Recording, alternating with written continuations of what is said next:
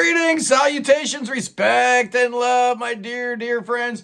Welcome to the Prog Corner. I'm Scott. I will be your host. And today we're talking about a brand new album that you guys absolutely need to hear. It comes out November 8th on Inside Out. Yeah, it's the new Neal Morse.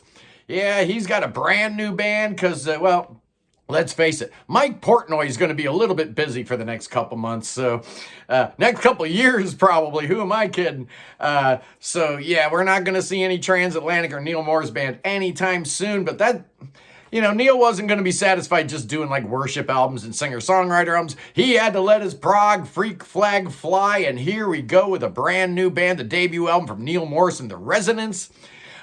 It's called No Hill for a Climber.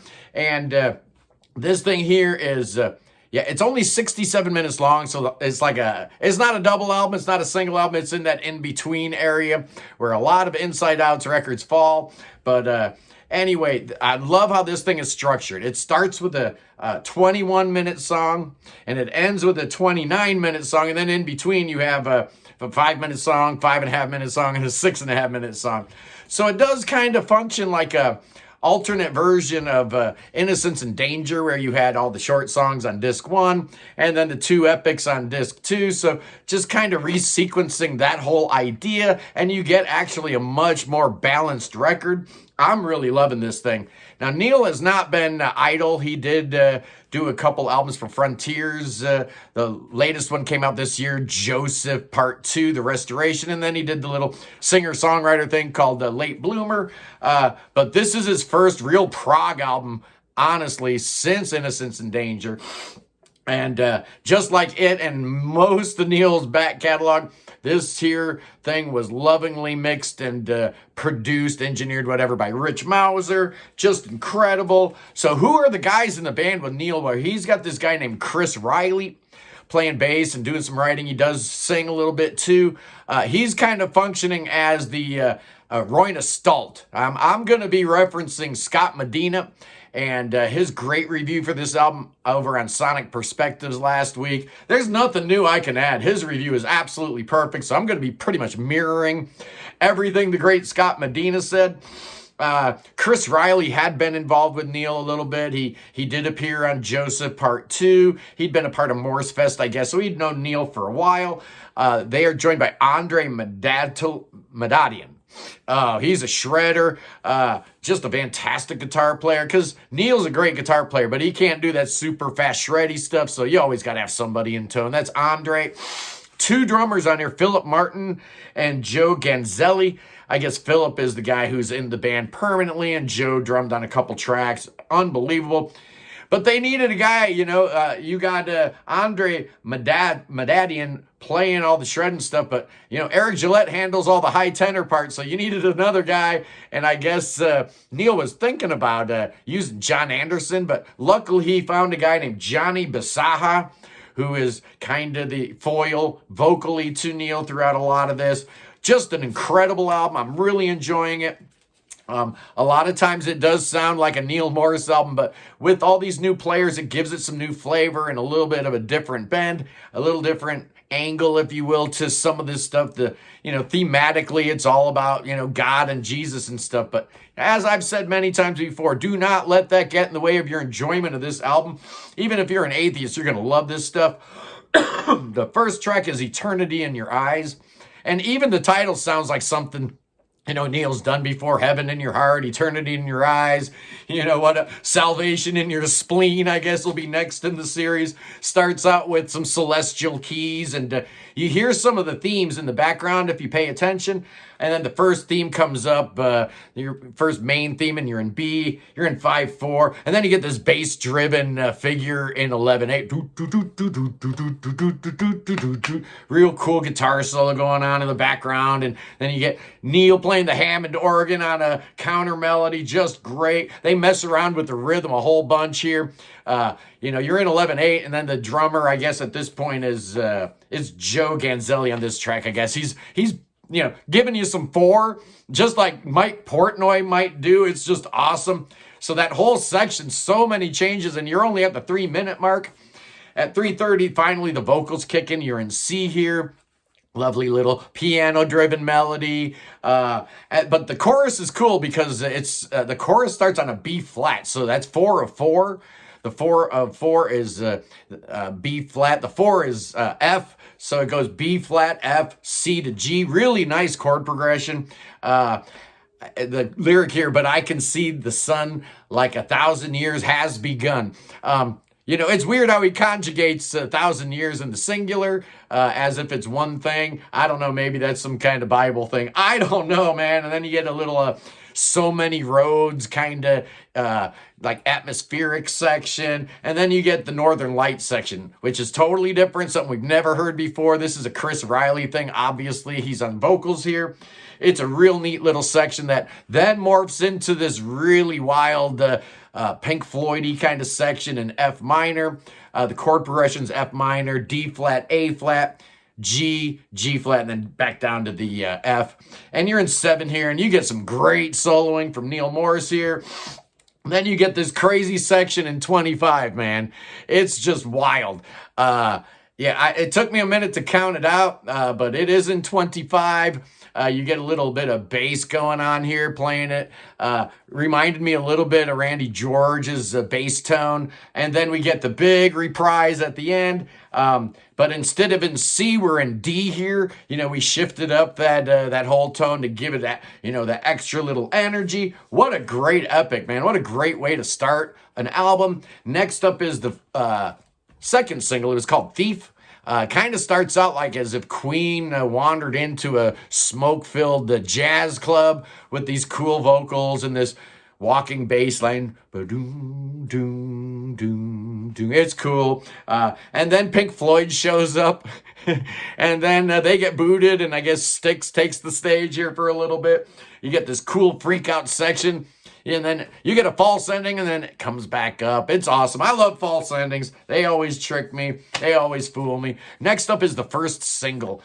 This was called All the Rage, and this functions a whole lot like Neal Morse uses his title tracks. It kind of reminds me of Momentum a little bit. Kind of reminds me of The Grand Experiment or The Great Adventure title tracks. Real up-tempo, built on a really cool one simple, basic solid riff in 4. And Johnny and Neal are singing together here. They sound real good together. Their voices really lock up good. It's a good rock song. Then it comes down a little piano interlude, and you got this real nice little proggy middle section. And then finally it gets back into the verse and the final chorus where Neal puts on his best cat meow vocals. I love that. The way he treats his voice to hit some of those high notes is always fun. The next song is called Ever Interceding, and this is 6.5 minutes long. It's a worship song. It starts with the sprinkling of 12-string guitars that we've heard before from Neal, whether it be We All Need Some Light or June or more recently Waterfall. Real good song. This is Johnny on lead here, and it makes me wonder, why doesn't Neal Morse get more play on contemporary Christian music channels? It makes no sense. This song would be perfect for it. It's a beautiful track, starts out mellow, and as the band gets, more involved, it gets better and better. Really, really good song, but yeah, that leads you up to the monster, man. The 29-minute monster track, the title track, No Hill for a Climber. This thing is just dynamite, man. Starts out and, you hear some wind in the background, and you hear these 4 notes, C, G, D, G. And that's very telling because you go from that perfect 4th to the perfect 5th. This is the 4 notes that are part and parcel of the 2 main riffs in this song. And then you get going on this cool Eastern riff. Starts out on acoustic guitar, and then it, blends into the whole band. It's awesome. It's a 19/8 time if you want to count it out. It keeps going in G minor like that, and you get some John Wetton wah-wah bass kicking in there, and then it smooths out to a real sweet 6/8 section, only to get into the main theme.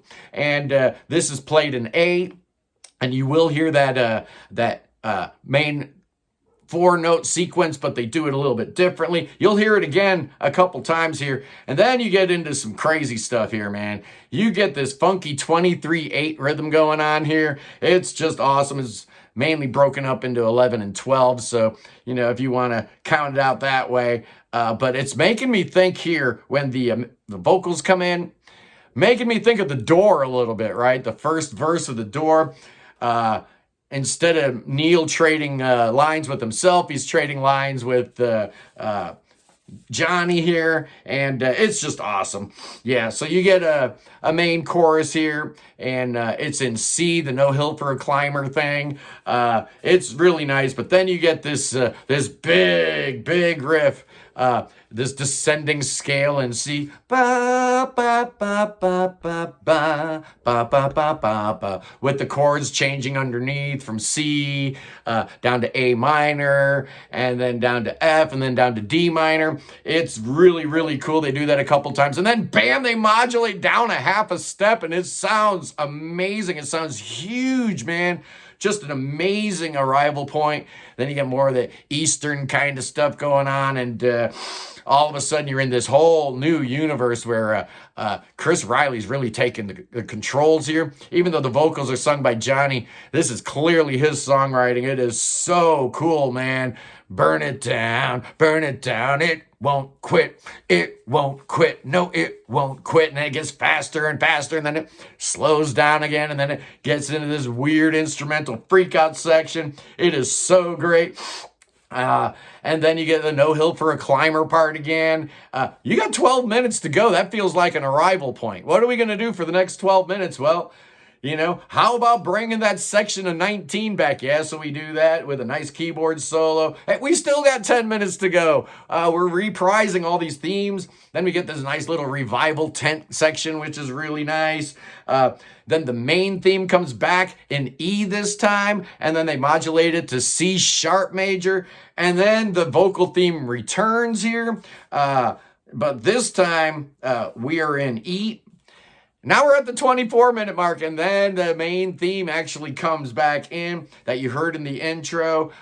We're back in C to finish it off. It's really, really great how he manipulates all these different themes, recycles them, changes them, puts them in different voicings, puts them in different keys, disguises them. It's really awesome. And what I noticed is that final theme is actually the main theme in augmentation, where you take the notes and actually spread them out a little bit bigger. I didn't notice that until I started breaking it down. Like, okay, that's a perfect fourth, that's a perfect fifth. These two themes are completely related. Very smart, very awesome. Neal's back with the prog. I couldn't be happier. Man, this album's fantastic. So what is my score going to be for this puppy? I'm giving this 9.5, man. I can't find really anything wrong with it. Maybe I'm taking a half a point off because some of these themes maybe feel just slightly recycled, like we've heard some of this stuff before. But I'm only going to take a half a point off because there's so much new stuff going on with these new members that it sounds fresh. I was worried, with no Mike Portnoy, but the two drummers handle his parts, extremely well. I was worried no Eric Gillette, but hey, we got Johnny and a guitarist to handle his part, so that's not really a big deal. Andre Madadian does an amazing job playing all that tricky guitar stuff. And Bill Hubauer, I miss him, but, Chris Riley kind of handles some of that stuff a little bit, like that, offsetting songwriting kind of stuff. So I'm giving this 9.5, man. I love this album. I think it's great. I hope you guys love it too. Anyway, I got a plumber coming. I got a flood in my basement, so hopefully I'll be able to get that fixed up and provide you guys with more outstanding content as the week goes by. Anyway, I love you. Peace in the Middle East. Free Tibet, free the Ukraine, free Willie, free your mind, free everybody, and God save the king. Save King Chucky. Oh, that boy needs to come to America. I heard he was in Australia. That ain't going to do him any good. What's he going to do, dance with alligators? That's not going to do any good. He needs to dance with them snakes is what he needs to do. Oh, King Chucky will be just fine if he comes to America, and I got them good pasturing for him. Yeah, we're going to dance with snakes, and everything's going to be all right because Neal Morse has the armor of God on. So do I. So should you. I'll see you soon. Peace.